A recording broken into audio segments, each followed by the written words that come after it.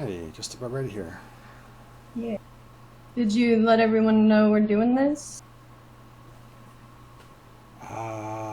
I said in the general channel that was. I will just one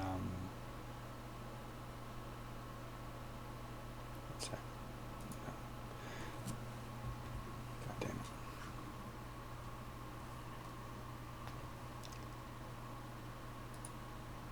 Yeah, do you want me to try to drum up some more interest before we start?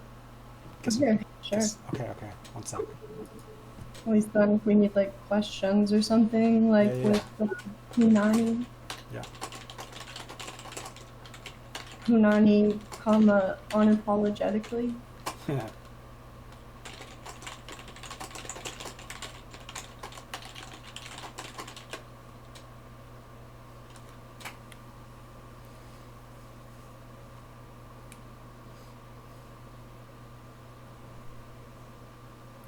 It certainly makes it easier to find topics of conversation if they're being fed to you, right? Yeah. Don't have to just react to everything. I was really proud of everyone last time with Hunani, like really good questions. I agree. Yeah, that was fun. That was fun. It was very, very fun. And it had been in the works in the pipeline for like maybe 6 weeks Yeah. before. Like I was kind of moody and not in that ready to go, but Yeah. so people were like asking over and over and over again. Okay, Sen says no, thank you, man. You got anyone yet? Shit, no. I guess they probably find Jake rather. Well, he's been like a member of the server for a long time, Yeah, for sure. Of course everyone's gonna come to the Hunani episode. and he's like a super. How would you describe him? He's singular. He's unapologetic, Yes. and he certainly has a very specific point of view, Yeah. which runs contrary to the usual way of doing things in North America, which is kind of like toe the party line and show off your good PMC liberal credentials, show that you're an ally, that you support black lives and gay rights, and fuck George Bush and fuck Donald Trump, and rah rah rah, aren't we so good? Yeah. What a cringe country to live in. Well, Literally. I think you have to look at how it all began, why people were going to the wilds of North America from their shithole countries back in Europe. Like, what would provoke somebody to kind of uproot from their situation and start a new life in this kind of wild, dangerous land with these natives who aren't too kind, don't take it to you too kindly. Well, that's not actually true, because there was a lot of good interactions with the natives. You just don't hear about them usually. Yeah. It doesn't serve the narrative currently. Yeah. I mean, there had to have been some interactions that weren't violent, I Like imagine. like in the first winters when the pilgrims are starving, like the natives would come and give them food. Like shit, you guys are in trouble, aren't you? Here, have some corn, have some turkey. You know, we got plenty. Have some. You know, just like basic humanity. Yeah. But that's like not sexy for the airwaves, so we don't talk about that. You know, Quick, silence yourself. you know. You got a really nice camera set up. Good. Pardon me, I'm a little bit. What's the word? Epileptic sometimes. Yeah, autistic. Anyway, you have a very nice camera set up now. I can tell you really put the work in to get it just so. Thank Yeah. Yes. Yeah. I just moved all of like this stuff in the background. It was like upstairs, but we don't have much furniture upstairs, and we pretty much never use the living room upstairs. So I just brought all that down, all of my knickknacks and stuff, and that cool little orange chair that belonged to my boyfriend's grandmother. And yeah, I really like that. You know, I have stuff on both sides of me now, because before it was just like white, It's and very it very it's good. very well lit now, isn't it? Yeah, I got my ring light over here, and I actually have it on like a yellow light, Yeah. which is cool. It has like three regular lights and then a bunch of colors, and I like that yellow is my favorite color, and is also apparently the most flattering lighting. Yeah. So it And of all comes course, together. your cardigan matches the chair behind. Yeah, I own probably like at least 15 items of clothing that are this exact color. I pretty much wear yellow almost every day. Are you a big pumpkin pie fan by any chance? What was that? Are you a big pumpkin pie fan by any chance? I've been known to eat some pumpkin pie in my time. When I was in boarding school, or the cult, I should call it. I go back and forth between calling it those two things. But one of the few pleasures we had in life was when we would go to church service on Wednesday nights, we would have dinner in the church beforehand, and they had amazing dessert. They had caramel pie that was to die for. Like, I still have dreams about that caramel pie, and a really good pumpkin pie too. But yeah, those desserts kind of got us through the week, like knowing dessert is waiting for us next Wednesday.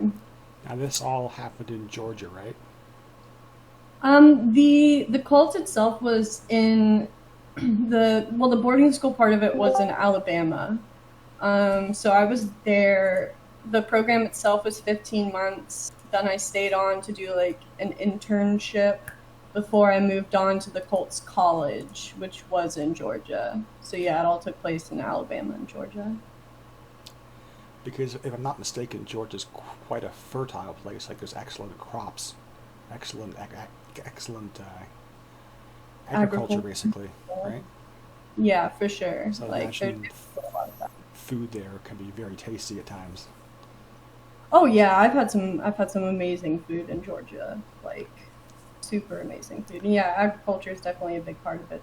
That's what my boyfriend used to do. His family has land, and he used to work like all his life doing that kind of stuff. It was cool because they like when I met him, I was like I got the impression this is just a gamer boy like me, and then I moved in with him, and he's handy as hell. Like he can fix anything. Like is really knowledgeable about regular world stuff. Yeah. So that was a nice surprise. That was a very nice surprise. So which one of you normally does the cooking in the house?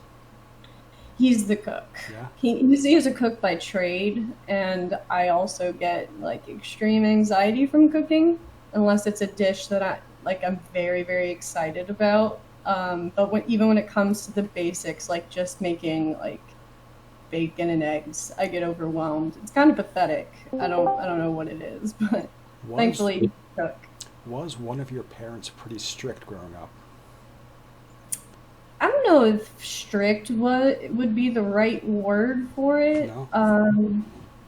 My mom is definitely a very particular woman. Like Okay. when I say that I like grew up in like Christian school and all of that, I think people get the impression, especially with being sent to the boarding school, I think people get the impression that maybe my parents are kind of hard asses, but no. I'm thinking, wondering maybe some of that anxiety around cooking comes from your mother being very particular.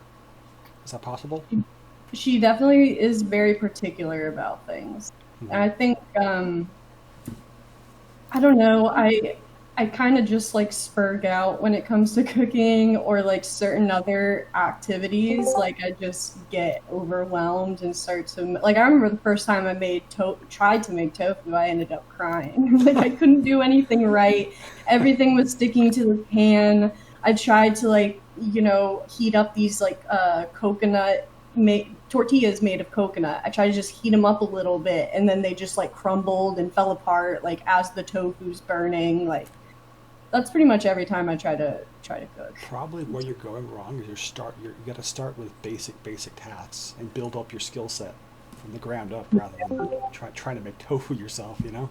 That's Yeah, that sounds pretty. that's the problem though. The only time I get like excited to cook something is when it is something kind of like special like that, or like, ooh, I would love to know how to make tofu. Like I don't care about knowing how to cook meat or the regular things. I always want to do the fun stuff, but the fun stuff is more difficult than the basics. So Maybe the answer then would be to do a lot of research and reading beforehand to find out like the typical pitfalls, and you'll be prepared for these kind of unexpected problems.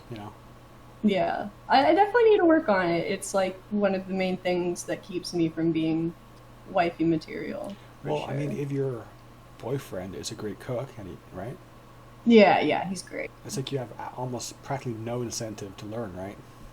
Yeah, except for my own like personal development because I can't fucking feed myself. The thing It's is, really pathetic. the thing Like that it.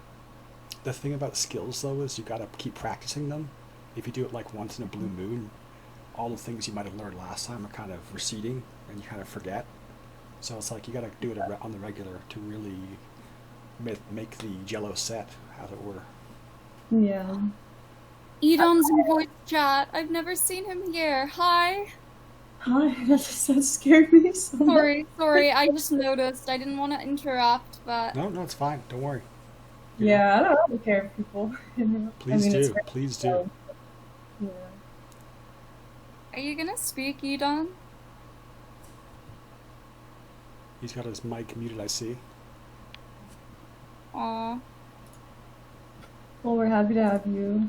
Either I way. wish I could hear your beautiful voice. I love you too. No, you don't. Yes, I do. I do love him. He reminds me of one of my best friends in like a really good way and just makes me like miss my friend and also makes me just want to like hang out with Edon because he's just cool. When you said "I love you too," you weren't referring to the two main guests of this podcast. Wait. You're doing a podcast? Fuck! It's okay. Don't worry. Can you please delete this? No, absolutely I not. know. We're not even recording, are we? I'm recording on my. Can you please delete this? I didn't realize you were recording. I really, really, really don't want my voice on a podcast. Please just cut this out. Cece, if you're gonna fuck me over on the regular, you can't expect to ask favors and get a good response. Okay? I haven't fucked you over. Oh, yes, you have, madam. Yes, you have. Okay? You shouldn't record a podcast in a general voice chat. I thought people were just I chatting. wanted to do it on my server, but Peach thought this would be better. Okay? Okay, well, you don't have my consent to use my voice on your podcast, so Well, make maybe of that what you will. you shouldn't butt in next time, you fucking bitch. I'm so bad with confrontation. How do you like them apples, Cece? Damn. We have a lot of history together, you see, so I don't want to mince my words. Anyway, Cece likes to put herself out there. I think she may have stuck her neck out a little too far this time. This is turning out to be a pretty interesting. Yeah, it's fun. I like it.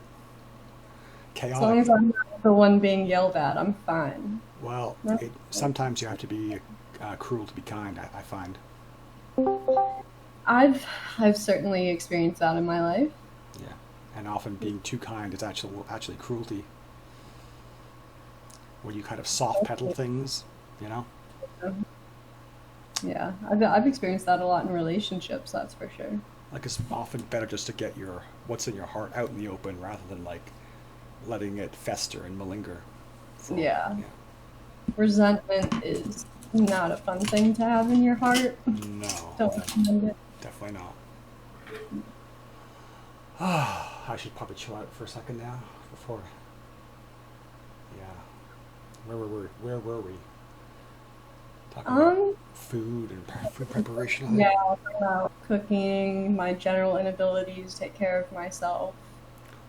Well, maybe you want to have to have a man take care of you because then you get to have a nice, cozy relationship, you know? That's for sure a part of it. I think especially because now, for the first time in my life, I actually have a cozy relationship instead of trying to convince myself that it's cozy Yeah, yeah. or trying to like adjust my standards so that it's cozy. Mhm. I mean, I don't want to be that bitch that just like goes on and on about her boyfriend, but like I really wake up in this house every day. I'm like I can't believe it. Just where I was, I guess. Wow, I mean, Corona has made time so weird, but like Yeah. 7 or 8 months. Thinking of like the house I was living in before, the guy I was with before, and then seeing now, it's just an absolutely insane difference. Pretty cool. How many years or months is that? What's that? How many months or years difference? Like, I mean, between living in hell to your current situation.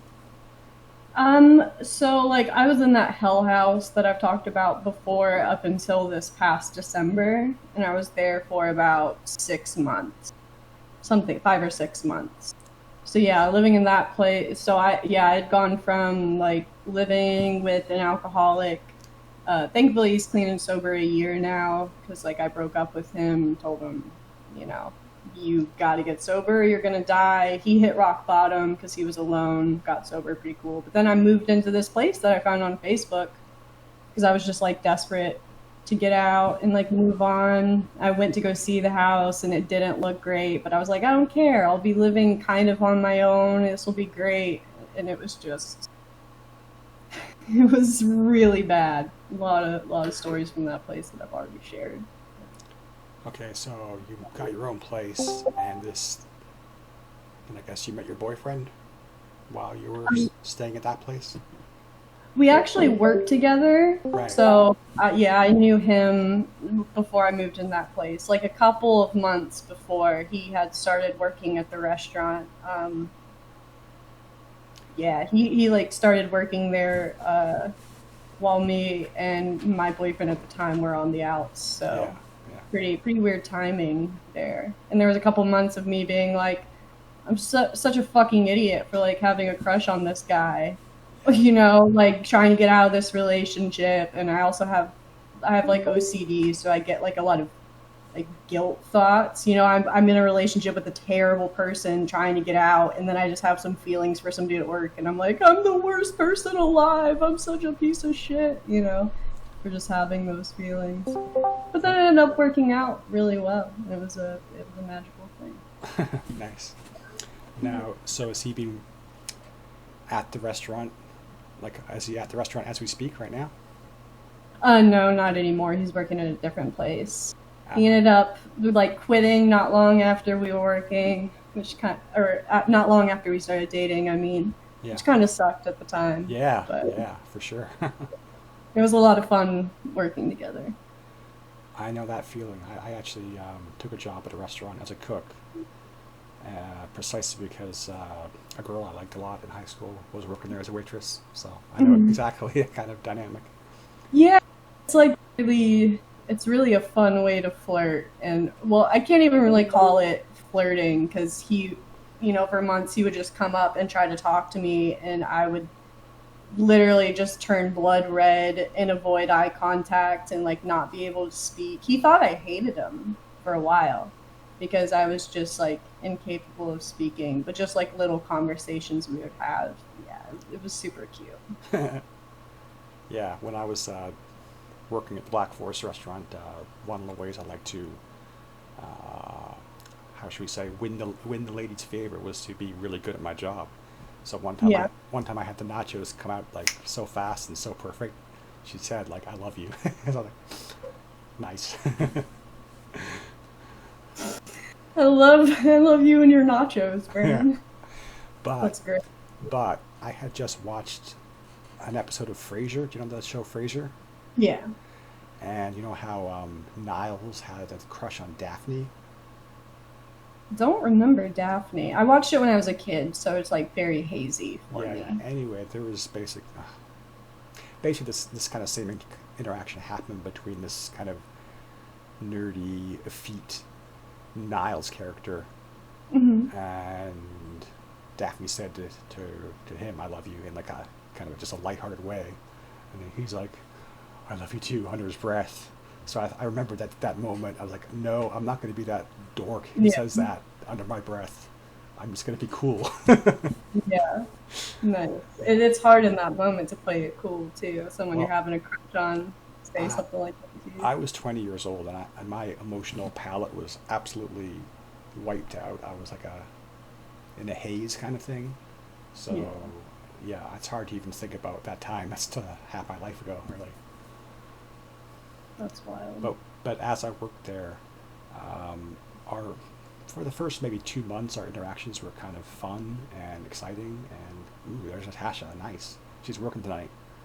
But after maybe, Yeah, seeing their name on the schedule, like when yeah, you want seeing that you're working together, there's really nothing that compares to that feeling. Like seeing that you're scheduled with the person you have a crush I'm on. pretty sure that the head woman there who was setting the schedules, I think she sensed that I had an interest in Natasha, and I think maybe, oh no, I think she worked there only 2 or 3 nights a week, so maybe that's the reason. Anyway, I didn't see her as much as I would have liked to.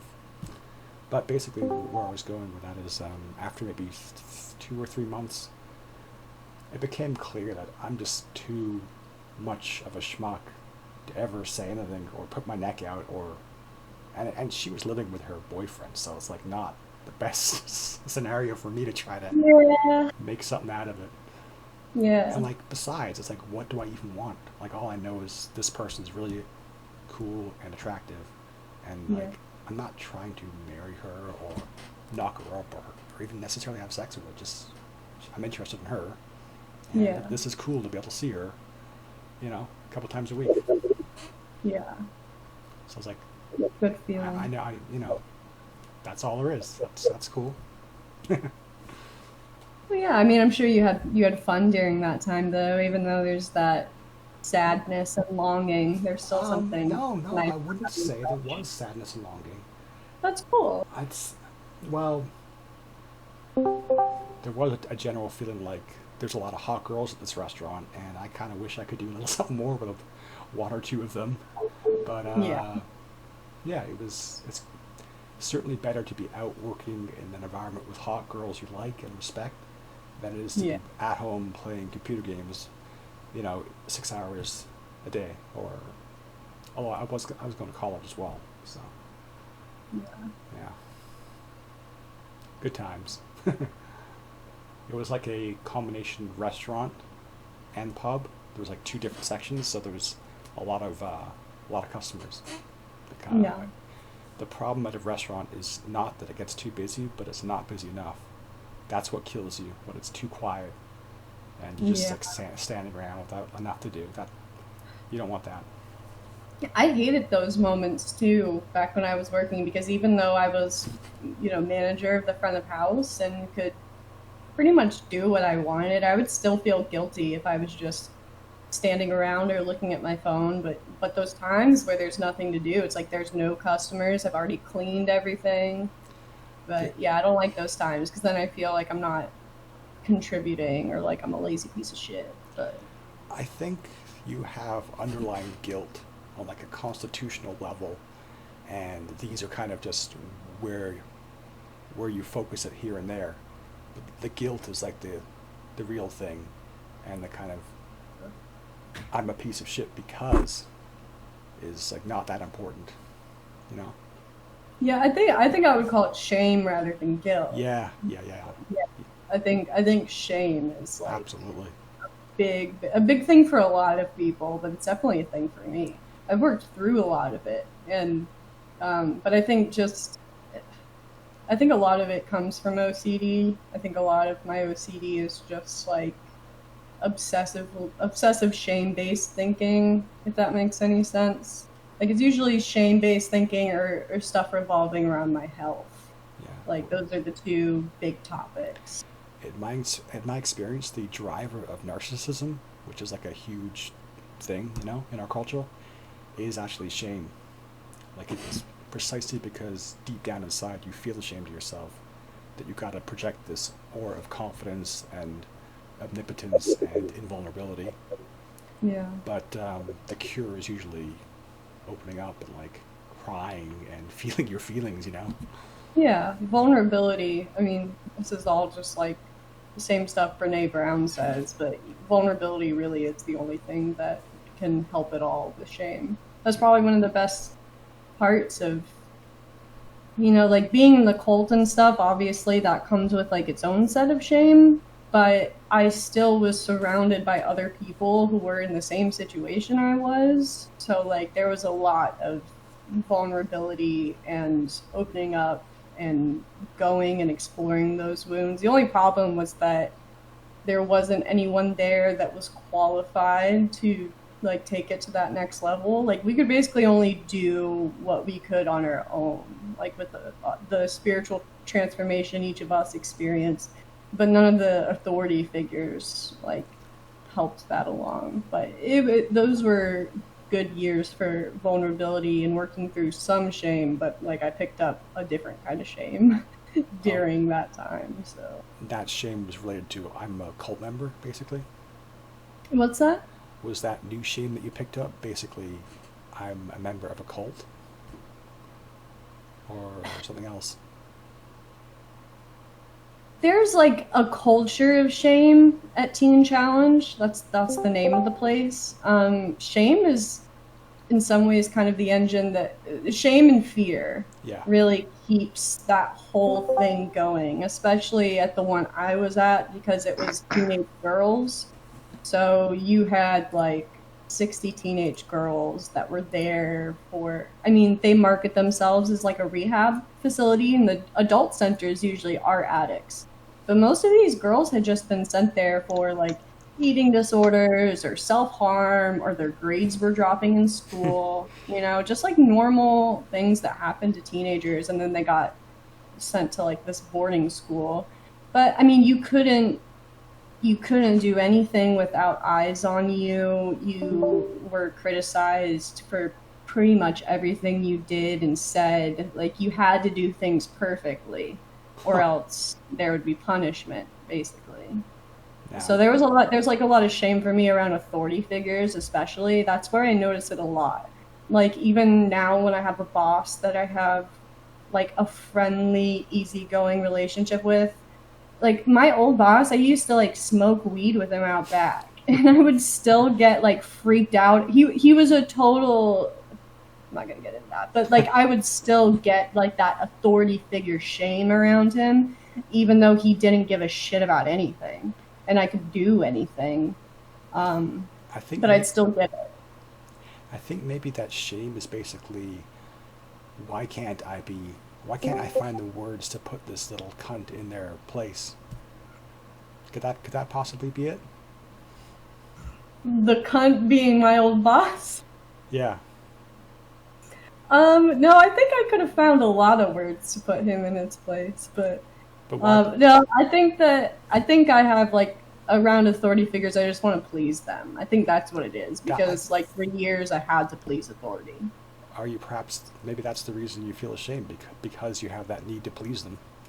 Yeah, and I don't want to have that need. I'm not. It's weird because before like the cult, I really didn't care about what people thought about me, to a fault, for sure. Like I'm glad I care a little bit more now. Yeah. But I mean, when I was younger, I was in Christian school and all of that, and I got bullied plenty, but I just like didn't really care. I was always just kind of doing my own thing and like happy with what I was doing. But after all that, it made me a lot more sensitive to people's criticisms and people's opinions of me, and it was kind of frustrating. But I wouldn't say it rules my life, so I think I'm okay for now. You seem to be in a pretty good place right now. Yeah, I think so. As good as I can be with everything going on. With COVID, basically. Did you say you were in the cult? Yes, yeah. So what kind of cult was this? Was this like just a radical Christian denomination, or was it more of a spiritualist, shamanist type of cult? It was Pentecostal Christian. It markets itself as a rehabilitation center, like a Christ-based rehabilitation center. So they claim you can bring addicts or people who are struggling with any kind of life-controlling issue, take them there, and then their life will be changed through Jesus. But it's very it's a cult, in part because they do absolutely everything they can to like keep you in the program even after you've graduated it. They want you to stay and work there. They want you to go to another center and work there. And even people who were like, hey, I'm going to go do ministry elsewhere, they would be like, you don't want to say no to God. God called you here. Somehow every single fucking person that got sent to this place, like, I always say it's like it was a Christian place where they were like, we are raising you up to be disciples to go out into the world. And then when it was time to go out into the world, they were like, you need to stay here or else you're going to relapse on drugs and go to hell. I think And that was for everybody. I think they have confused God and God's desires with their own, basically. Yeah, for sure. They wanted, I mean, it's like they already had trained everybody. So they just wanted to like keep it going. It's affiliated with the Bush family and a couple of other like political families, so there really hasn't been much anyone can do to shut it down. Like they have a lot of money and power behind them. For but real. yeah. Speaking of Bush, did you watch George H.W. Bush's funeral by any chance? I did not know. I guess, yeah, I shouldn't ask you about him. He was before your time. But you probably had some opinions about his son, right? Yeah, I've listened to the American Idiot album when I was 8, so I had a lot of very strong opinions. That's Green Day, right? Yeah. Nice. Yeah. I actually bought that one for my brother for his birthday. No, my mom was like a big Bush head. She watched Fox News 24/7, listened to Glenn no. Beck every single time we were in the car. Oh, no. Yeah, she's like pure Fox News brain rot to a T. It's crazy. Isn't it interesting, though, how... Have you been aware of what Tucker Carlson's been up to lately? Yeah. I like him now. I'm shocked. I like him now, you know? Considering what he was saying and doing with a little bow tie like 15 years ago. He's not, Yeah. he's actually like sincere and earnest and like making good points, basically. Have you Yeah, I've seen him say things that like I technically find true. Like I've seen the clips that have gone around of him, you know, like people will post them in various subreddits and be like, I can't believe Tucker Carlson said this. And it is weird to hear those kinds of things coming out of his mouth, but I think there's like a little too much like background with him for me to get like excited about it or be like, I'm a Tucker Carlson stan now. But it's cool that anyone can have, you know, some kind of change, I guess. You probably didn't see the interaction he had with who's that little Ben Shapiro. Did you see that? No. Mm-mm. You should check that out. It's really interesting. He basically takes Ben Shapiro to task. It's fascinating. And Shapiro, I love watching Ben Shapiro being taken to task. all Shapiro can do is like sit there and absorb it because he's learning so much from this like more mature guy. It's so cool. Yeah. Yeah. Have you been seeing his sister's videos? Abby Shapiro? Yeah. Not really. I know Christ Lover 2000 from Girls Chat is horrified by her very poor attempts at singing classical. Oh my god, that's terrible. So yeah, that was my exposure to Abby of late.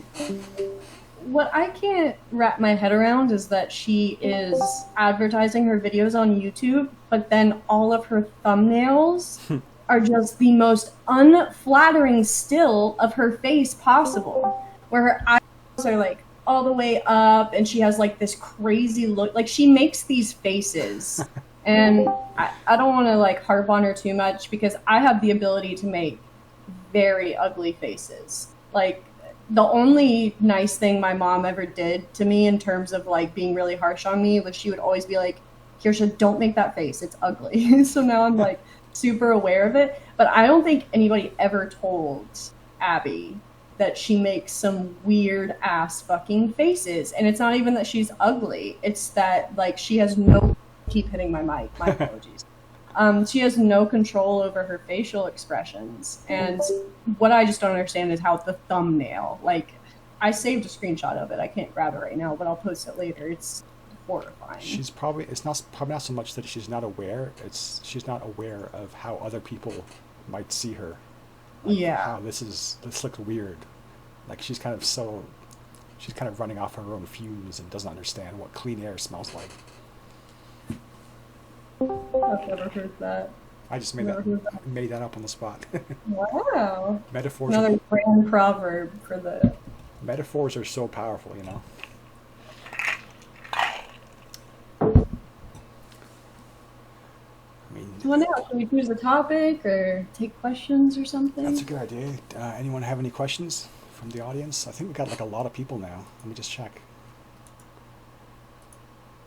We got 1, 2, 3, 4, 5, 6, 7, 8, 9, 10, 11, 12, 13, 14, 15 audience members. God damn. And they have muted themselves. I guess they're enjoying this so much they don't want to cough up a lung. Let me think. I was thinking of pivoting to game design, but that's so far away from what we've been talking about. Maybe I won't do that. I mean, I'm always down to talk about that. I've had that kind of stuff on my mind lately because I've been thinking of picking up RPG Maker again. What kind of game would you like to make? I would really like to make like in a like JRPG style. I would like to make a sort of, I don't want to call it a sim-like game, but I would want it to be like a social kind of thing. Yeah. You know what I mean? Like kind of the elements of like Stardew Valley and stuff like that, but without the farming element. And my friend and I have talked before about doing that kind of thing, but incorporating tarot and astrology into it. Nice. Just because I think that like astrology and tarot have so many like mechanics to them, Yeah. I guess, that incorporating them into a video game I think could be really cool. So I like the idea of creating a game that somehow blends like social aspects with those kinds of things. So I don't really know how that would play out necessarily, but it's one of those things where I think I have enough knowledge on at least tarot and some on astrology, and I don't know. I think it could be cool. Cool. When did you first start playing video games? Oh my god, when I was very, very young. I remember my dad came home with a PlayStation 2 and a copy of a game called Jade Cocoon 2. And that was like my first really clear memory of playing video games. Sorry, what was the name of that game? It's called Jade Cocoon 2. Yeah. It was super cool. It was like from what I remember, it's like kind of like a monster collecting game. Not exactly like Pokemon, but it had very cool aesthetics. I don't know. I come from a family with like a dad and a brother who played a lot of video games, so I was kind of doomed from the start. Like I don't think I ever had a chance to not turn out to be a gamer. And that's kind of how I comfort myself with the fact that I'm a dirty gamer now. I think you're pretty cool personally, but Thanks, Fran. yeah. Did your dad buy the system mainly for himself or for the kids? That's a really good question. I do think it was probably for all of us, yeah. Especially him buying Jade Cocoon 2. I know at the very least, like, that game was for my brother and I. Like, he didn't play that. It's funny because when I recall all the times in my life, probably mainly between, say, age 12 and 25, when my dad criticized me for playing video games too much, I gotta go back to the very beginning because it was him who bought oh wait, that's not entirely fair because the first thing he ever bought was like a Texas Instrument, and it wasn't just for games. You could do other stuff on it. Mhm. But in the end, 99.9% of what we did on it was in fact games. Yeah. And he bought us a Sega Master System in like the late 80s. But I did have to beg him to get a Super Nintendo. So once I got hooked, I was really hooked. Yeah. But that was an extremely good system. Are you familiar at all with Super Nintendo? We had them. I don't have any. Because we had pretty much every game system. But like the PlayStation is the first one I have memories of playing. Yeah. Like we had Nintendo 64, we had the SNES or whatever, we had the Dreamcast, we had the. I remember there was some. Keep hitting my desk. There was some kind of portable Sega console that we had. I can't even remember what it was called, Oh. but I played Sonic on it. Oh yeah, yeah. What was it called? And Maybe we- the Sega Genesis? Is that what it was called? It was basically a Genesis in portable form. It was like it played Genesis cartridges. Uh, anyway, that's not terribly important. Yeah. But I had all of them. All the handhelds, Xbox, PS2, all of that. What was the first game that really captured your imagination? Um, it would either be the Harvest Moon games, Yeah. or it would be Jet Set Radio Future, which we were Okay. talking about in chat the other day. That game, I have such clear memories of playing it in split screen mode, and just like watching TV and playing Jet Set Radio Future, which is all just like you're these cool people in Japan skating around on inline skates and graffitiing, and the soundtrack is amazing and the aesthetic of the characters are so cool. Like I wanted to be an inline skater so bad after playing that game. Did you ever It was buy? a dream. Did you ever buy some rollerblades? What's that? Did you ever pick up a pair of rollerblades? I had some rollerblades when I was younger, that I played with a little bit, but I think I got over that phase pretty quickly. I was way more into like the quad skates, like what you would use at the skating rink. Oh, I found those way more fun. yes. I remember going to what's it called, Stardust. We had a roller skating rink, and it feels better than Yeah, it's much smoother. yeah. And then picked them up again for roller derby, but that never ended up actually happening. So Did you ever want to step inside participate? only in like the boot camp. I did 2 boot camps, so we would do like simulated stuff. Like it was still real, but I didn't experience anything too crazy in the boot camp, but I did really enjoy it. I wanted to play roller derby super badly. And why did that not pan out exactly? I started having like a bunch of feet issues. Like I don't know what it was, but they were just in pain all the time. And then like when I would like and the skates fit correctly too. So I don't know what it was, but Skating can yeah. Skating can be so demanding on like so many little tiny fine muscles you don't even know exist until they get really sore and like seize up.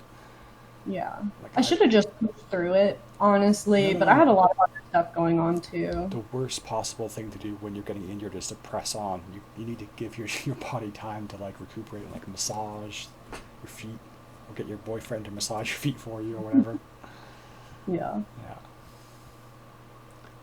Now The it's boot camps were fun as fuck though. Like it's really exhilarating, especially when you do like the speed runs and stuff, see how fast you can go. Like I couldn't believe how much speed I was able to get. Like it was just cool because I didn't think I'd be capable of like doing well at that, and then I ended up being super fast.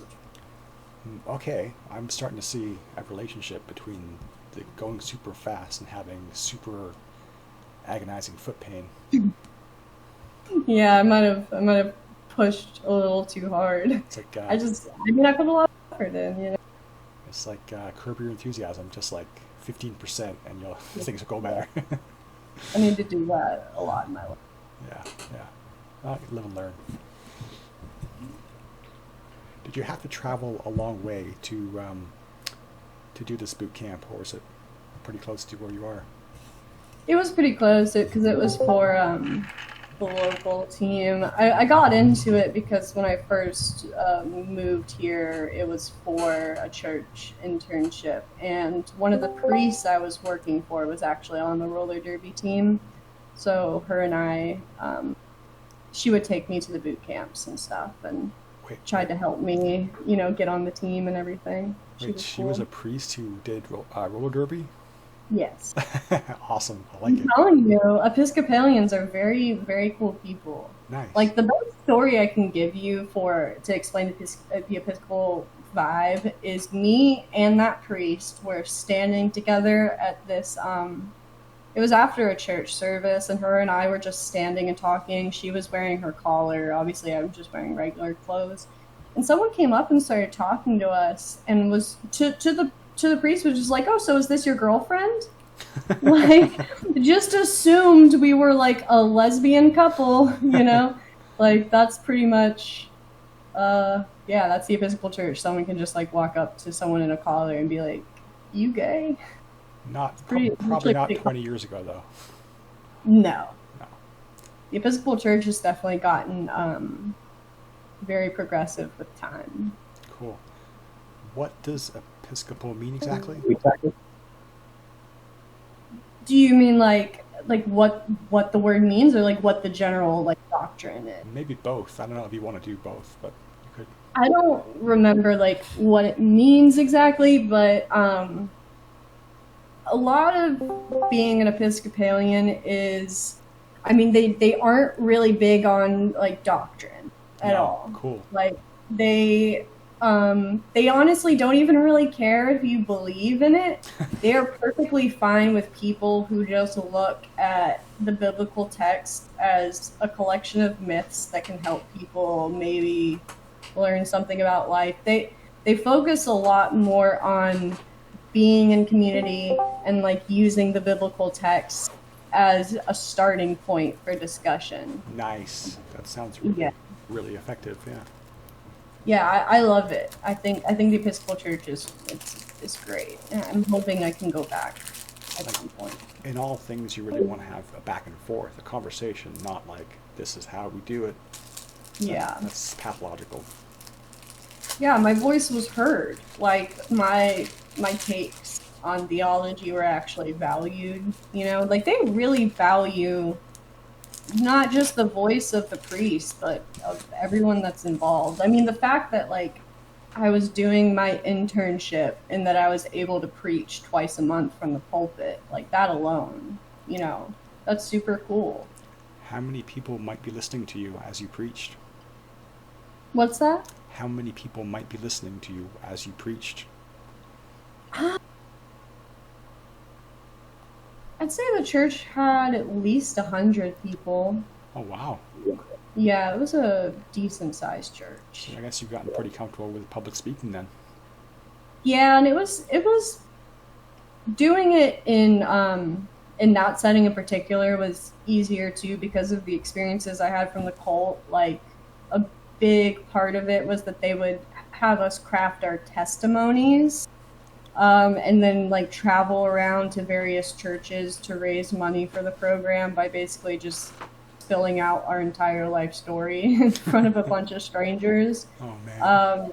So I had a lot of experience of like literally traveling across the country and like sharing my darkest moments with strangers. So at that point, like getting up in a pulpit to read like a well-crafted homily that I had written the night before, like drunk in a bar, was a lot easier. That sounds almost a bit like a grift, you know? Yeah.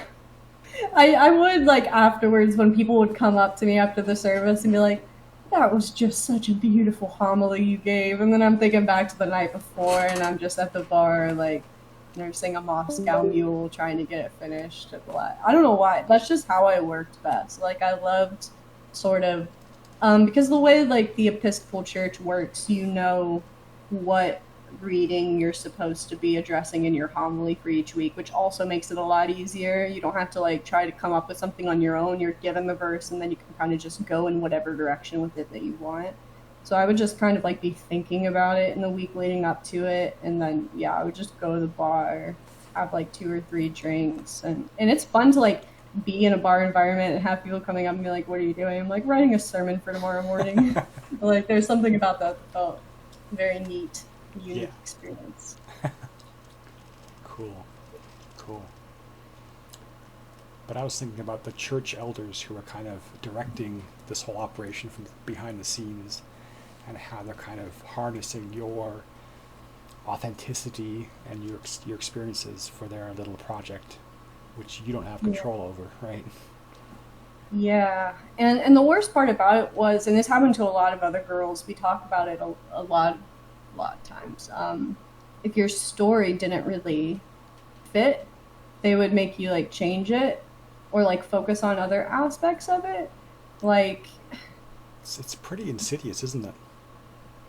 it's very insidious, especially since like they never gave me any kind of proper counseling for any like the trauma that I was just blurting out in front of all these people. Like there were no licensed counselors. Like all the counselors usually had just been brought up within the program, or I don't know, they would just hire anyone, it seems like. And in this kind of situation, it's usually useful to follow the money, right? That's Wow. like beyond all the bullshit and the lies and the control. It's really kind of often about I'm gonna suck up as much cash from this little operation as I can, and Yeah. we'll say it's for God, we'll say it's for whatever reason we decide. But yeah, I like money, and I'm gonna exploit these young people, these hurt people. Money and this, and in my case of the place that I went, I'm now convinced that a part of it was like sexual gratification for the director there, because so it's like a husband and wife that run it, and I always had a really weird vibe about the husband. A lot of us did, because I mean here's what's weird, okay? He was the only male figure that for 15 plus months any of these teenage girls were even allowed to look at, let alone talk to. Like whenever there were no other males on the campus, so yeah, it's like 60 girls, a bunch of female staff, and then just him. And then whenever we would go out into public, like if you were caught even like looking at one of the guys at church, like huge trouble. So he had this very specific position where it's like all of these, I'm the only male in these girls' lives. And I have heard accusations against him now from like people that I trust, obviously. So, and that's really common in that program in Teen Challenge. Like there's a lot of like sexual abuse that goes on. And it's like, shocker, you get a bunch of people with a past of trauma and abuse and drug addiction. Wow, who'd have thunk that some people want to work there to abuse them? Crazy. It sounds almost like a less destructive form of David Koresh. You know who he is? That name is very familiar. Waco, Texas. Yeah. That really that really went off the rails. Boy. Yeah. Did you ever have any kind of a male authority figure make a pass at you? No, not a pass. I had some like kind of weird, uncomfortable situations, but luckily nothing too serious. In fact, with the director at my center, it was weird. The only like thing I ever had with him was that every time him and I spoke, even when I had like worked my way up to being like one of the good ones, like I became a student leader, was planning on staying afterwards to do an intern, basically at the point where you should be like trusted and respected. He would always speak to me with this kind of face and this tone, like he was disgusted by me because he didn't want to fuck me, if that makes sense. Like he was looking at me like, also because I was very liberal, like I'd still held on to that I was still very like aggressive about not letting like that part of myself go. Obviously not liberal now, but back then. So yeah, every time he would speak to me, it was like he was really grossed out by me. Like I was just not the quiet, proper, feminine ideal that he liked. And then when I found out the girls that he did molest, I was like, that totally makes sense. Like just very sweet, meek, all of them redheads, super fucking creepy. But yeah, it was like a type, But and I talked to other girls, and they were like, "Yeah, I had the same feeling when he would talk to me. Like he was just like, ugh, I don't want to talk to you. I don't even want to talk to you." I suspect this disgust he was showing he was disgusted that he knew he couldn't manipulate you. That might be a part of it. Yeah, yeah, because he's certainly. Right? He's just like pouring off his pure frustration at not. One sec. Can you hear me still? Yeah, what just happened? Just lost video. I'm just gonna turn on my camera again. Well, date night with Fran now. Can you turn on your camera again? Just click the button. Yeah. Why are we in this channel now? They just renamed it, I guess. It's probably the same channel, just renamed it. No, we got sent to, like, we are in a different channel now. Wow, your video feed is way better now. Huh. It was kind of blurred before, now it's like nice 720p. So Nice. that was a good move, actually. Well, I guess everyone's gonna have to come here then. Well, that might be the reason it was getting clogged, though. So, we'll Oh, see. yeah. They might want to lower the number of people who are able to watch.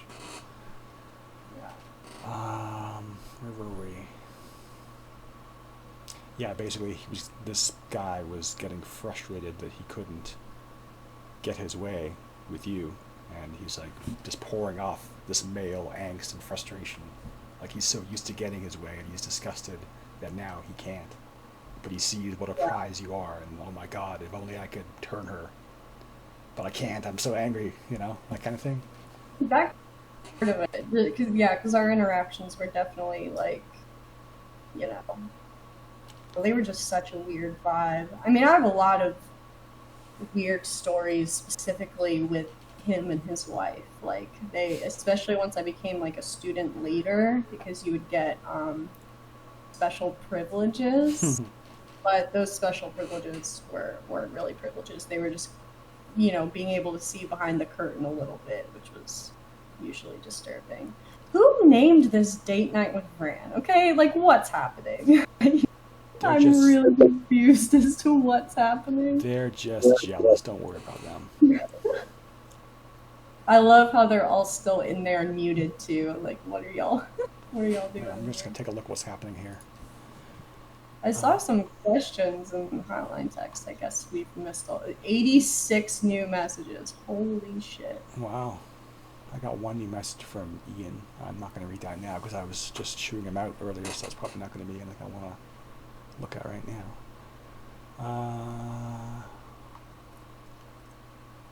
I'm just, okay. What are you smoking exactly? This is a Juul with... Oh, fuck. Oh, I accidentally just clicked out and in, I think. Hold on. Yeah, that happens sometimes. It's the Virginia Tobacco Juul pod. Cool. My boyfriend got me, I was already hooked on Juul when we met, but he got me hooked on the Virginia Tobacco ones specifically. They're so good. I never thought I would want to like vape a tobacco flavor. I was like vaping the sweet dessert kind of stuff, but it's really good. It kind of has like a chocolate aftertaste sometimes. Nice, almost. nice. Yeah, it's good. Wish I could quit though. So you buy Juul pods, is it? Yeah, like we buy these little things. Okay. Is that a liquid in there or what? Yeah. So it's the vape liquid inside, and then you just like pop them into your thing. Oh, here's a one. You probably buy multiple Juul pods in one pack, right? Yeah, they come in a pack of 4. And honestly, part of why I'm starting that Twitch stream is I can't afford this damn habit anymore. They're so expensive. It's ridiculous. And how much is that? The cheapest I can get them here is $15 a pack for 4. Which 15 a pack is a good price because that's still cheaper than if I was still smoking cigarettes. And much better for your lungs, I'm sure. Yeah, that's what I'm hoping. I mean, that's what people say, but then last year when that vape illness scare happened, I was in the midst of like the worst health anxiety season of my life when that happened. Yeah. And I have done such damage to my lungs over the years. Like I used to have a pack of cigarettes, this Juul, and one of those big vapes that make big clouds. I used to have all three of those things on me. I have read though that even long-term smokers can And regain. like, Hello? Are you there? I'm here. We just had a bit of a Yeah. what was I gonna say? Even if you're a long-term smoker, when you do eventually get off it, you can regain like most of the health of your peers who never smoked. Like it's the body is like remarkably capable of regenerating.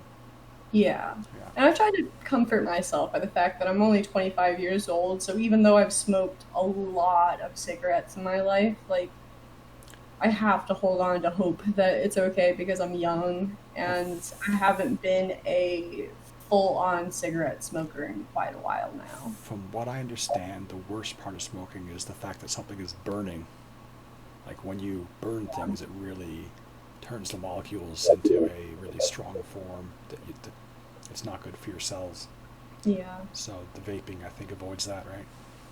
definitely. And that's part of why I like the Virginia tobacco flavor too, because I, like, in the middle of the vape scare, I did a lot of research into the different jewel pods, and I found like the study that examined the amount of ingredients in each flavor and how much flavoring they have in them. Because I think that's where maybe it gets a little worrisome is with the flavoring. Yeah. But so through reading that, I found out that like the Virginia tobacco flavor has like the lowest amount of flavor and is kind of like the purest formula that Juul has, like with Nice. not a lot added to it. So I'm like, this, at least I'm using the one that has the least amount of weird shit in it, I guess. Nice. And one last question about the economics. How long does that 4-pack usually last you? Oh my god. I go through at least a pod a day, but sometimes I go through like a pod and a half. So sometimes a pack will barely really last me 3 days, which is really not good, especially as I'm getting like more and more in debt over these past couple of months. Perhaps when you channel your energy into this new kind of streaming venture, maybe that'll help disperse some of your anxiety. Yeah, definitely. I think just having something to do will be really helpful, like something productive. Because like I've sent out my application to all of these like remote work from home jobs. So now I'm just waiting to, hear back and hopefully hopefully get a damn job. I'm hoping I'll be able to like do a like call center or like virtual chat assistant job during the day and then be able to like Twitch stream at night. Because it's That's like at nighttime I'd be playing video games anyway, so it that seems sounds like like a good pretty good solution because yeah, you'd be quite good at chatting with people, helping them with their problems. I would hope so. The only thing I'm really worried about is like the initial. It's almost like I'd feel more comfortable with more people viewing the stream than just a couple. I think that's what I'm worried about is, those first streams, or it might be for a while that I only have like 5 people in there. And I'm like more nervous about that than having a lot of people. Because I feel like if I have like a lot of chats that I can look at and respond to and like keep me talking, then that'd be really good. But I worry if I'm just like left to my own devices to just ramble about whatever it is. Well, I followed this girl on Twitch like last year. She was actually ended up being from Vancouver, and like birthday was like one day after mine. Anyway, she had quite a few followers who like gave her money basically during during um, during streams, or just they just wanted to encourage her to keep doing what she was doing. Mm-hmm. And I eventually started kind of recognizing what these people were and what their major malfunctions were, and I started to let them know what I thought of them.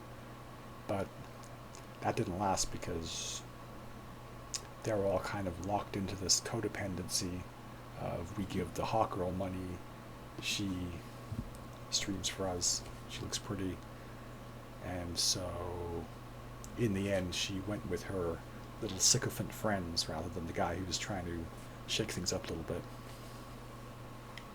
and so I got banned entirely from that operation. But it was for the best because I had no business being I don't know, a member there. It's not for Yeah. me. That's okay. Yeah. Gotta know where you belong and where you don't. Yeah.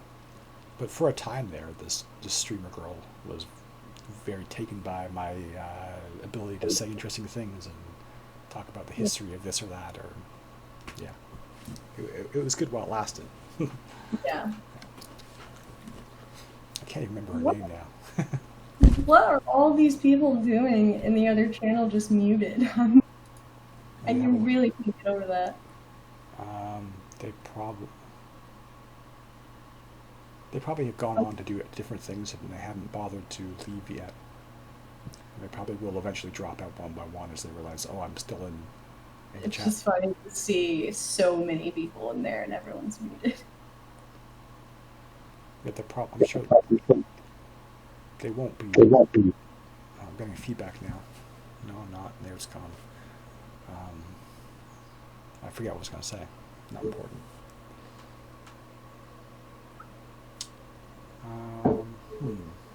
Let me just check how much we've got now. Where is it?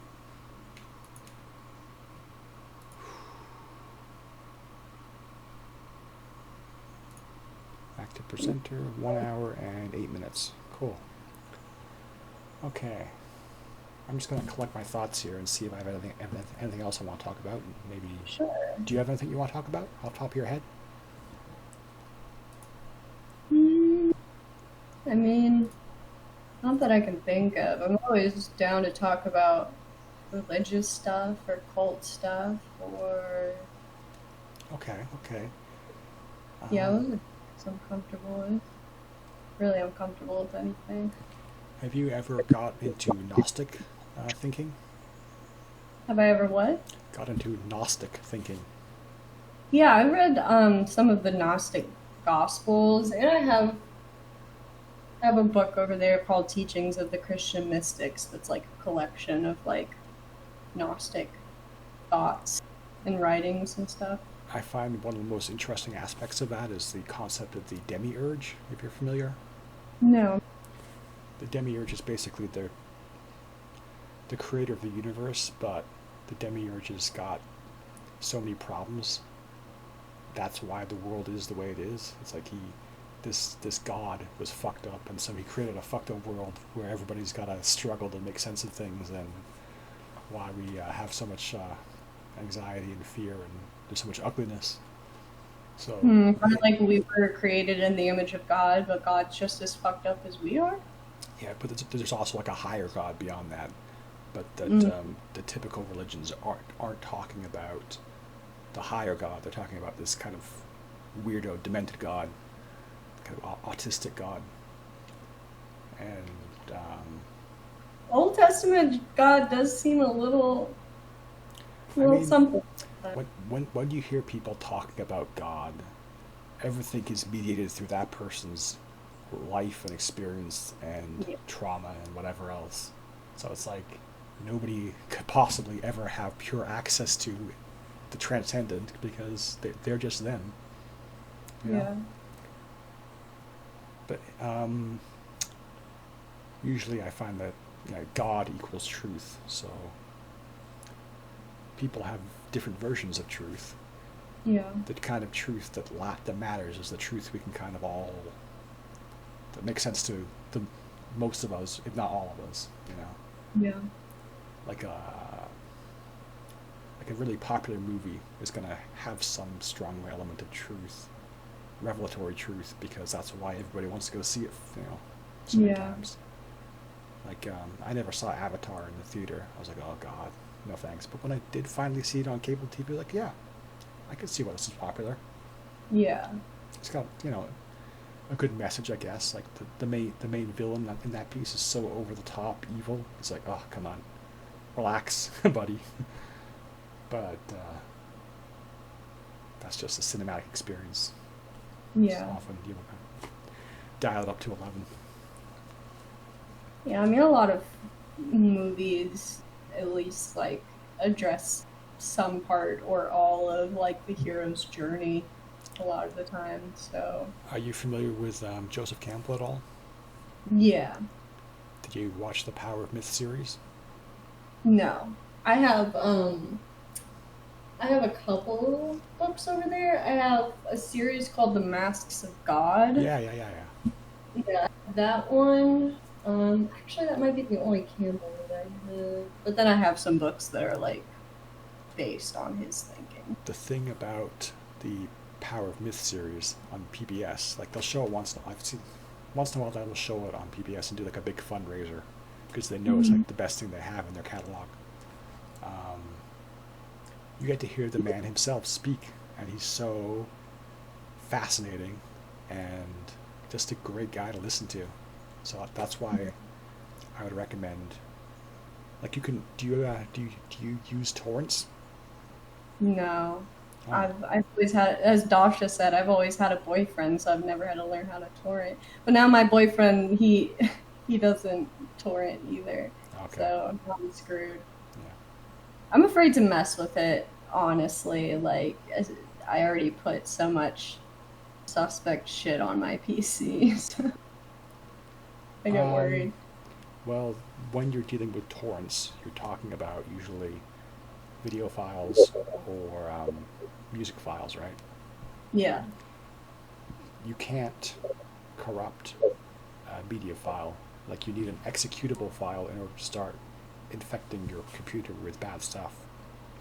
So, So you're saying, like, when you download it, you'll be able to see if there's some kind of no, thing I'm saying when you download a video file, there's nothing in that. There's no possibility of creating anything malicious because all it does is it just loads up in VLC or whatever your media player is, and it plays it. And there's no code that gets run anywhere because it's not an executable file.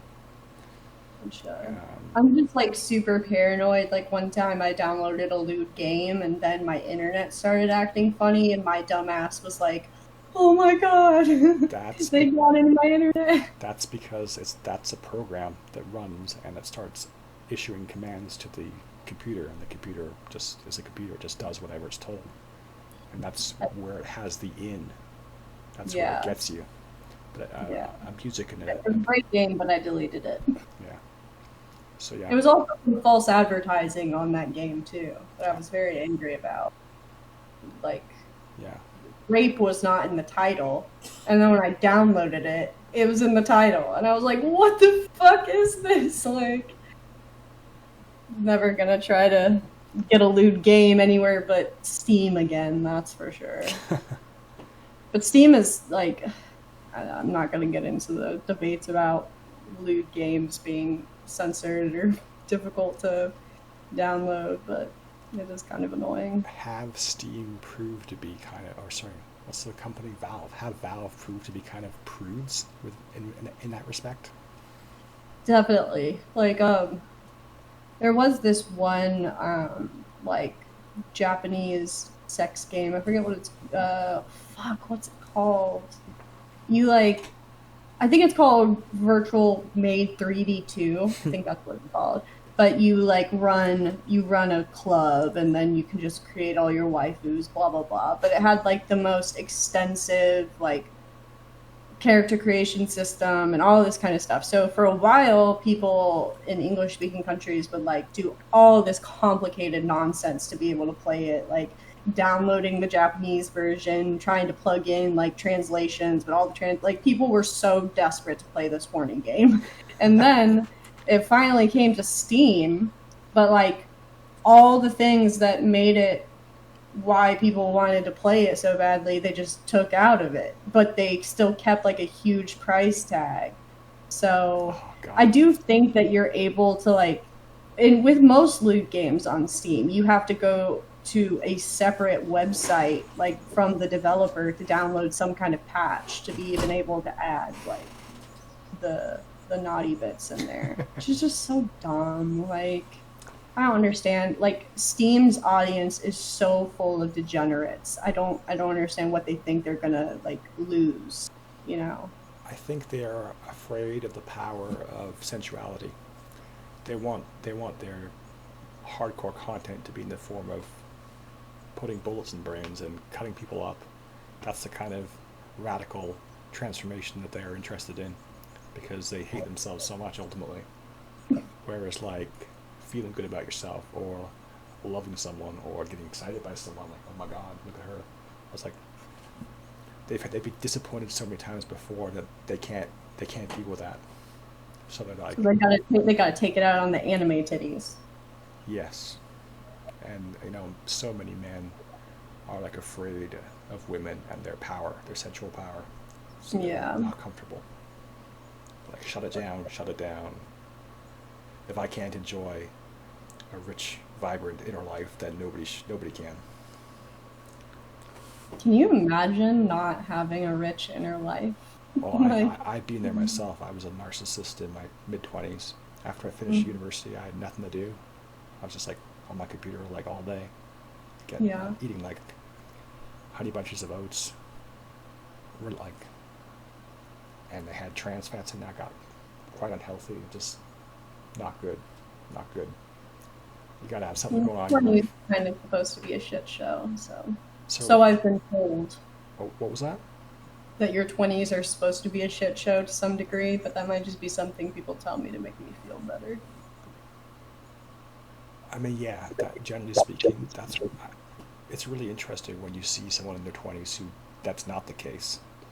It's Yeah. extremely rare, but there was one guy. He's the captain of the Vancouver Canucks.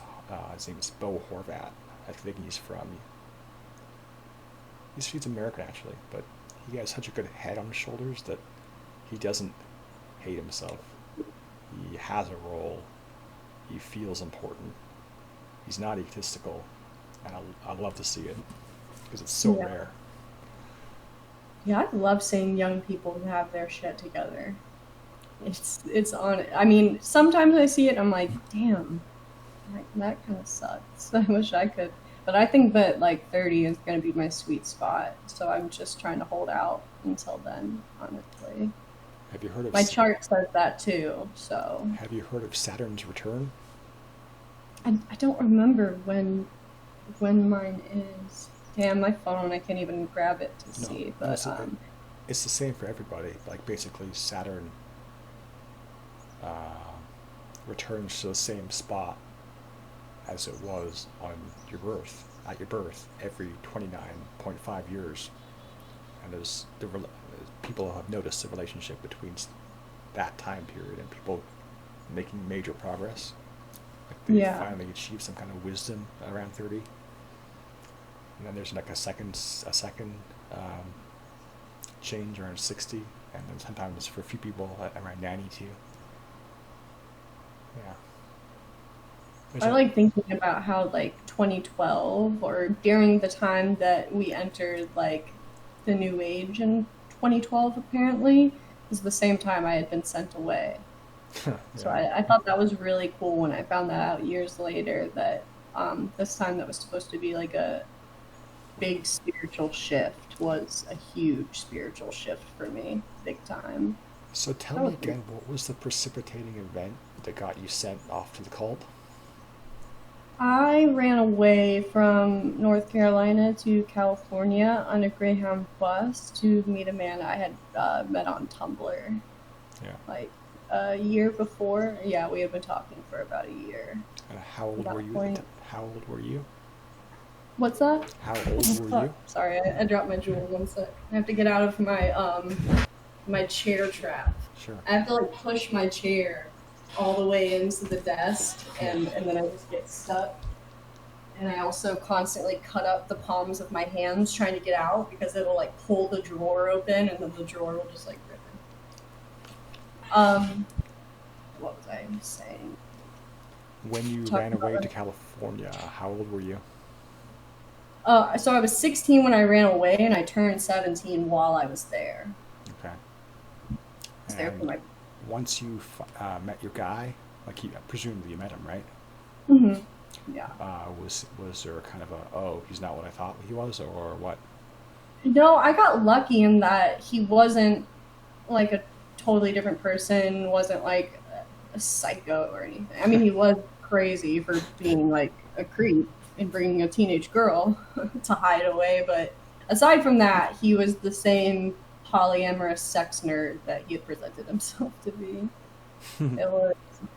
It was a weird thing. Like he basically just like manipulated me into believing the reason why we couldn't have like a normal relationship wasn't because I was a child, but because he was polyamorous. So it was honestly fucking terrible too, because I have the pictures to prove it. But his girlfriend proper, who was actually in her 20s and stuff. I mean, she looked just like me. Like, she looked so much. She had a big nose. She had colored hair. Blah blah blah. But she was just like of age. And the first time I met him, like this man I've been talking to and obsessed with for a year, like she was there from the very beginning, like in the cab ride together.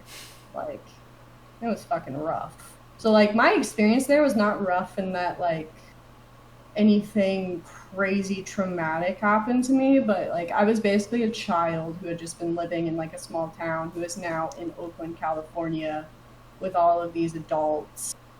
And they were all so like brain rot liberals that like no one was like, hey, it's kind of weird that you brought a fucking 16-year-old here. Like, his girlfriend literally was like, looking back now, I'm like, how could you be dating someone? Like, she knew I was coming. Like, it was weird. Probably he made it clear, or yeah, she probably saw the writing on the wall that she better go along with this little scheme, or else he was going to leave her, maybe. Yeah, that could have been a part of it, honestly. Or maybe she just sees the relationship isn't working, like they've lost that spark, and like need to introduce a new element to get the life back, but it turns south. Yeah, it did not. That situation definitely did not turn out well for them. That's for sure. Oh, did somebody end up in jail? No, in retrospect, I wish he had been put in jail. But basically, like, the police from my hometown were looking for me, and the FBI started looking for me. Wow. I guess because I was a minor who had gone across state lines, like someone on the internet, you know. So they got involved, and my dad had hired a private investigator too. So yeah, I was there for about a week before they found me. It was like one morning, him and I woke up to a call from the sheriff from my hometown. Like, was calling him to ask about me. And he tried to like play it off and be like, she's just this girl on the internet who's obsessed with me. I don't have her here. So then, like, basically, so when I first got there, I was in Oakland with him.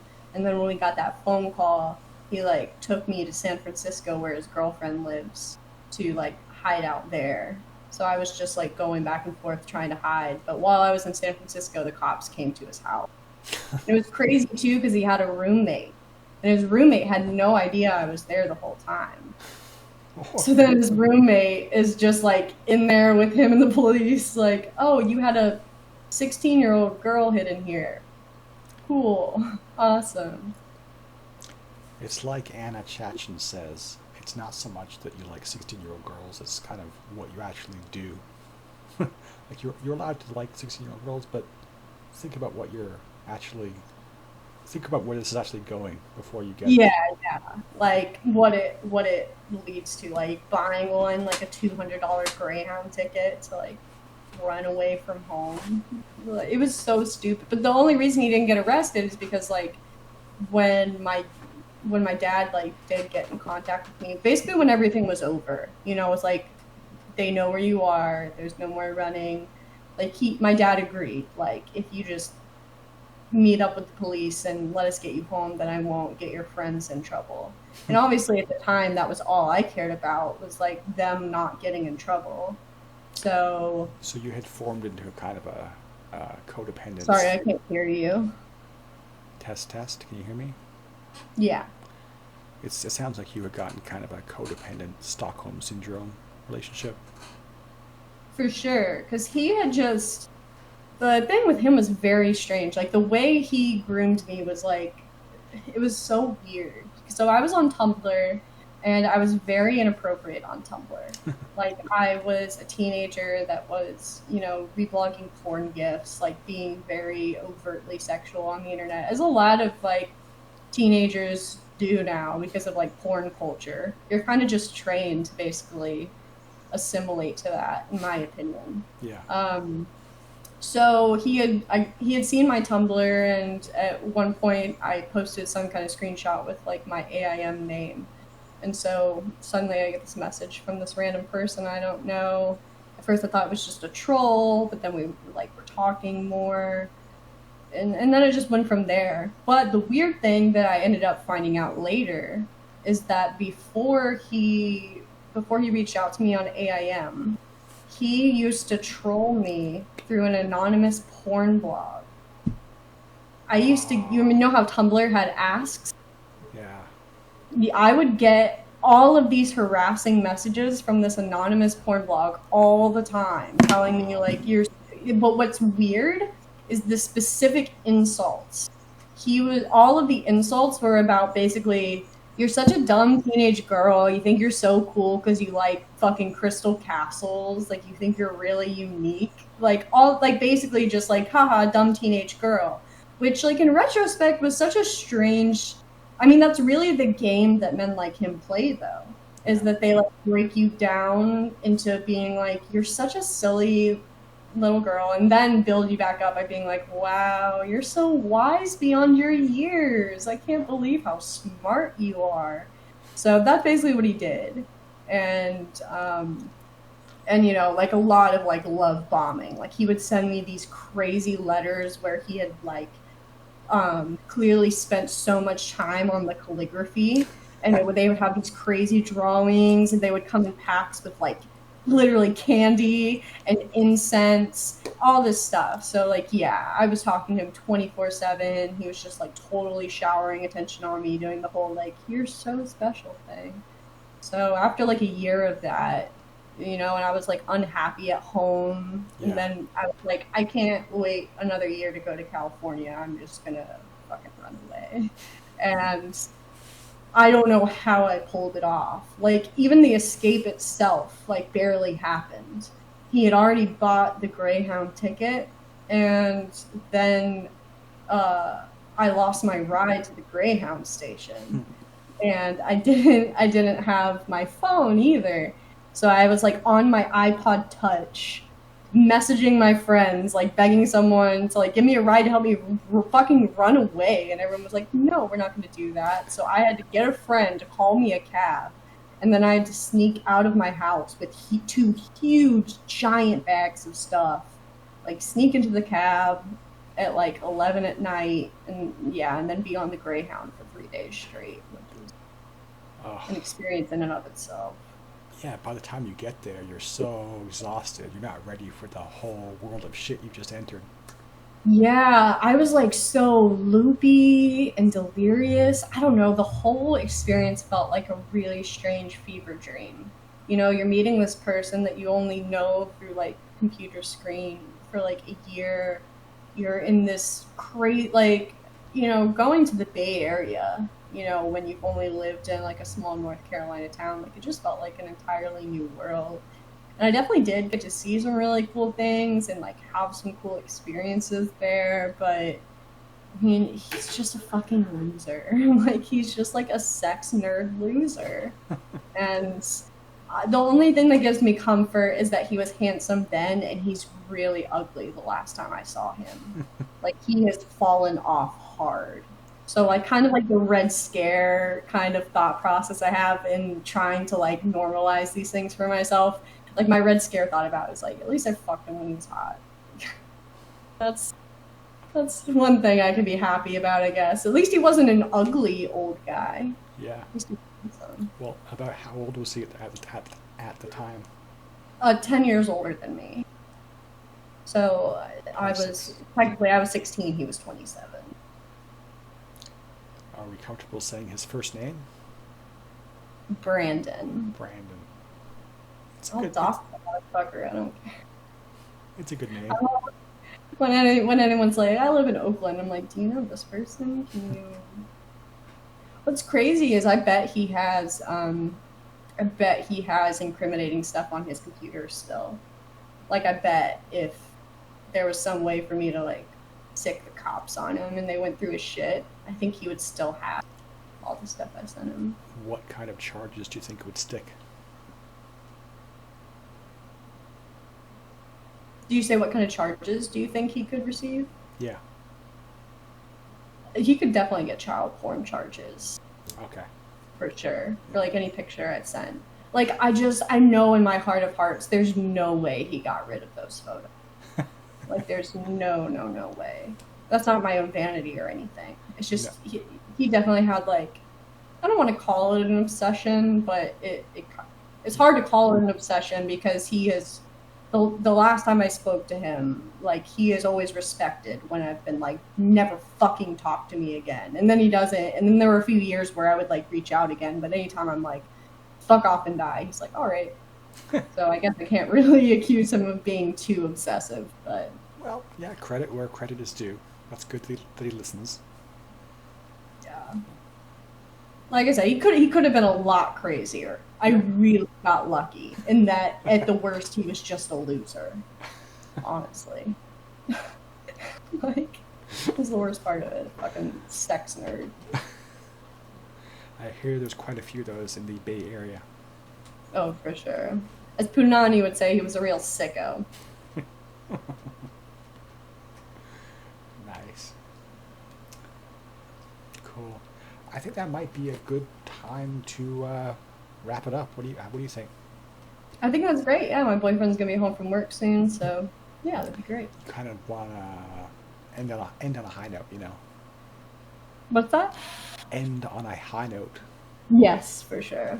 Thank you for so much for having me on. It was super fun, and I'm glad I got to test out my setup in a more of a comfortable environment. That was cool. Yeah, your hair looks great, by the way. You probably put Thank you. in hours, right? Yes, I did. Yeah. Yes. And the chest piece looks really good, by the way. I gotta say. Thank you. Yeah, I'm really happy that it's still like so dark after all of these years. You know, like. It's very well done, isn't it? Very professional. Yeah, and I got it for free, and I can't believe I don't want to drag it on, but yeah, I had a friend who I was very close to in high school who was going to become a tattoo artist, always promised to like give me free stuff. Then I got sent away. But luckily, because I was sent away for years, couldn't get tattooed, he was just getting better and better. So then when I came back, he was like, I think I owe you a free tattoo. And I was like, what? That was so long ago when you were like practicing on orange peels, you know? So then I got this, which was pretty I cool. bet he feels good about the fact that he gave it to you. Like, she's my friend. I like her. I want to do something cool for her. I'm a talented pro. Let's do it, you know? Yeah, it was definitely a very special experience. And it's cool that like my favorite tattoo was free. Like a free place. How long did it take? I think it was about 4 hours, maybe? Something like that. And what's crazy is that Train Spotting was playing on the television while I was getting it done. So it's like a dead baby on screen and like a needle going in. Luckily, the tattoos don't hurt me, though. Like, I don't know what it is, because I'm a huge baby about everything else, but I could fall asleep during a tattoo, honestly. That was going to be my next question, yeah. Yeah. The only thing that felt kind of iffy was, like, in this area, like, in the divot, Yeah. like, that's a weird sensation to have it, like, pushing there, but aside from that, yeah. Cool. It's not a particular type of moth, is it? Or is it? It's a death's head moth. Right. Cool. Yeah, Can you you see? can see the little skull right here. Yes, kind there. of. Just, have you seen Sounds of the Lambs? I saw it when I was younger, so like my memory of it is. My- I need to watch it again though, considering like that's like the main symbol for it, so it comes up a lot. It's I an love it. incredibly good movie. My younger Yeah. sister is afraid of it. She thinks it's like real sicko shit. And it is, but it also provides the balm. It provides the... Like, human beings can be very complicated creatures, right? and you can go down really dark paths. It's like it's better to find out what some of those dark paths are through art than through actually going through it. You know? Yeah. So Wow. like, That's yeah. if you're afraid of this movie, you should see it so that you don't have to Yeah. get owned in the end by whatever. You know?